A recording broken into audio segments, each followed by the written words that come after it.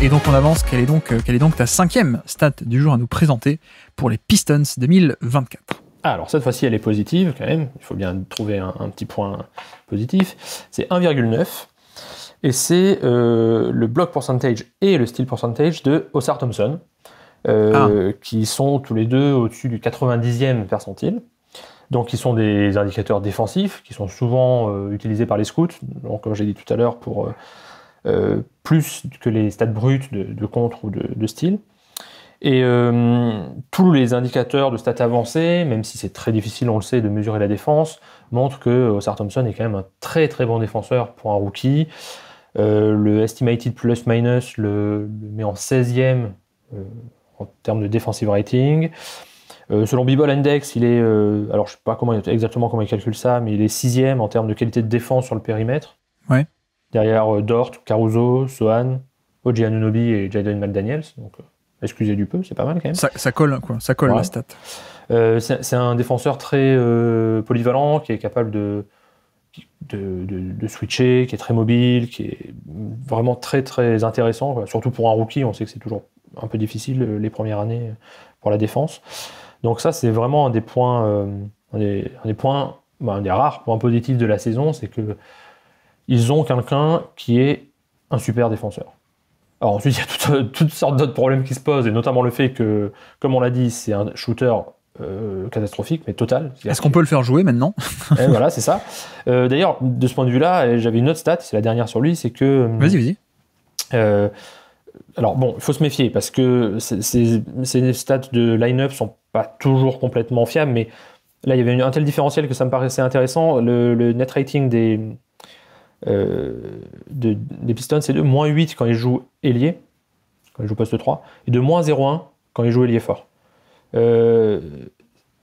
Et ce qui semble montrer un peu que quand même, comme il n'a pas de shoot, faut le faire jouer le plus possible avec des joueurs qui sont censés plus shooter, c'est-à-dire plus sur les lignes arrière, et que sûrement on va se poser la question de quel est son vrai poste, parce qu'il a été un peu présenté à la draft comme étant un meneur arrière. Alors oui, parce qu'il a un peu de playmaking et tout, et il a une défense extérieure, mais comme il a vraiment absolument pas de shoot, tu peux pas en faire un porteur de balle principal, ça c'est certain. Donc là, il y a un enjeu qui fait que c'est un joueur un peu bizarre en termes de poste, un peu comme son frère d'ailleurs, hein, qui joue presque pivot parfois avec les Rockets en ce moment. Et se pose aussi par conséquent la question à laquelle on revient toujours, hein, de la complémentarité avec Jalen Duren. Parce qu'un profil comme ça, comme Ausar Thompson, ça peut être super intéressant pour faire une sorte de poste 4, 3-4 qui switch, qui est capable de jouer avec du playmaking, qui est ultra athlétique. Par contre, s'il est avec un pivot qui ne shoot pas du tout, bah, ça va pas marcher. Donc, je sais pas, là il y a quelque chose d'assez intéressant, je trouve, mais c'est pas un profil facile non plus à utiliser dans une équipe si tu veux en faire un joueur qui joue 30-35 minutes par match, quoi. Mais bon, pour revenir au positif, c'est un super défenseur et c'est même assez impressionnant pour un jeune joueur. Est-ce que si je prononce les mots de Stanley Johnson, c'est scandaleux ou pas? Est-ce que les fans des Pistons vont m'en vouloir, tu penses? Je suis pas sûr que ça soit de très très bons souvenirs pour eux, mais...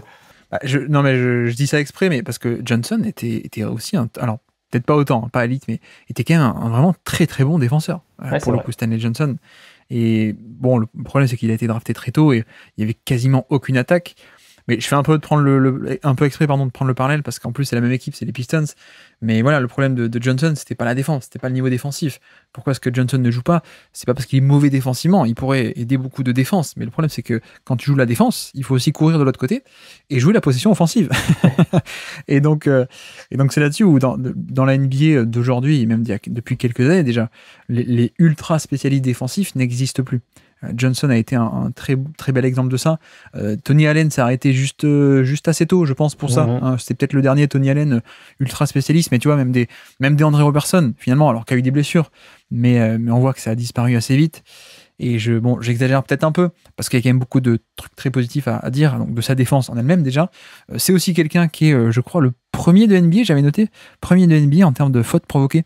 Le fameux shooting foul percentage, les fautes provoquées pendant une tentative de tir, il est premier parmi les arrières et meneurs avec plus de 16% au niveau du score. Bon, ça aide aussi le fait de ne pas prendre des jump shots. Il prend que des tirs au panier, donc forcément, il a plus de chances de se faire prendre des fautes. Mais même si on compare avec des scores d'intérieur, tu vois, les meilleurs intérieurs sont autour des 20%, quoi. Donc, peut-être un peu plus, mais donc 16%, c'est bien. C'est vraiment bien, même quand on compare à des intérieurs. Donc, il y a plein de choses à aimer, mais la question, c'est comment on le fait jouer, quoi. Comment on le fait jouer si vraiment on n'a pas de jump shot et donc on avance. Quelle est donc ta 5e stat du jour à nous présenter pour les Pistons 2024? Alors cette fois-ci elle est positive quand même, il faut bien trouver un petit point positif, c'est 1,9 et c'est le block percentage et le steal percentage de Ausar Thompson qui sont tous les deux au-dessus du 90e percentile. Donc ils sont des indicateurs défensifs qui sont souvent utilisés par les scouts, donc comme j'ai dit tout à l'heure pour plus que les stats brutes de contre ou de steal. Et tous les indicateurs de stats avancés, même si c'est très difficile, on le sait, de mesurer la défense, montrent que Ausar Thompson est quand même un très très bon défenseur pour un rookie. Le estimated plus-minus le met en 16e en termes de defensive rating. Selon B-Ball Index, il est, alors je ne sais pas exactement comment il calcule ça, mais il est 6e en termes de qualité de défense sur le périmètre. Ouais. Derrière Dort, Caruso, Sohan, OG Anunoby et Jaden McDaniels. Donc, excusez du peu, c'est pas mal quand même. Ça colle, quoi. Ça colle, ouais. La stat. C'est un défenseur très polyvalent, qui est capable de switcher, qui est très mobile, qui est vraiment très très intéressant, quoi. Surtout pour un rookie, on sait que c'est toujours un peu difficile les premières années pour la défense. Donc ça, c'est vraiment un des rares points positifs de la saison, c'est que ils ont quelqu'un qui est un super défenseur. Alors ensuite, il y a toutes sortes d'autres problèmes qui se posent, et notamment le fait que, comme on l'a dit, c'est un shooter catastrophique, mais total. Est-ce qu'on peut le faire jouer maintenant? Voilà, c'est ça. D'ailleurs, de ce point de vue-là, j'avais une autre stat, c'est la dernière sur lui, c'est que... Vas-y. Alors bon, il faut se méfier, parce que ces stats de line-up sont pas toujours complètement fiables, mais là, il y avait un tel différentiel que ça me paraissait intéressant. Le net rating des Pistons, c'est de -8 quand ils jouent ailier, quand ils jouent poste 3, et de -0,1 quand ils jouent ailier fort. Et ce qui semble montrer un peu que quand même, comme il n'a pas de shoot, faut le faire jouer le plus possible avec des joueurs qui sont censés plus shooter, c'est-à-dire plus sur les lignes arrière, et que sûrement on va se poser la question de quel est son vrai poste, parce qu'il a été un peu présenté à la draft comme étant un meneur arrière. Alors oui, parce qu'il a un peu de playmaking et tout, et il a une défense extérieure, mais comme il a vraiment absolument pas de shoot, tu peux pas en faire un porteur de balle principal, ça c'est certain. Donc là, il y a un enjeu qui fait que c'est un joueur un peu bizarre en termes de poste, un peu comme son frère d'ailleurs, hein, qui joue presque pivot parfois avec les Rockets en ce moment. Et se pose aussi par conséquent la question à laquelle on revient toujours, hein, de la complémentarité avec Jalen Duren. Parce qu'un profil comme ça, comme Ausar Thompson, ça peut être super intéressant pour faire une sorte de poste 4, 3-4 qui switch, qui est capable de jouer avec du playmaking, qui est ultra athlétique. Par contre, s'il est avec un pivot qui ne shoot pas du tout, ça va pas marcher. Donc, je sais pas, là il y a quelque chose d'assez intéressant, je trouve, mais c'est pas un profil facile non plus à utiliser dans une équipe si tu veux en faire un joueur qui joue 30-35 minutes par match, quoi. Mais bon, pour revenir au positif, c'est un super défenseur et c'est même assez impressionnant pour un jeune joueur. Est-ce que si je prononce les mots de Stanley Johnson,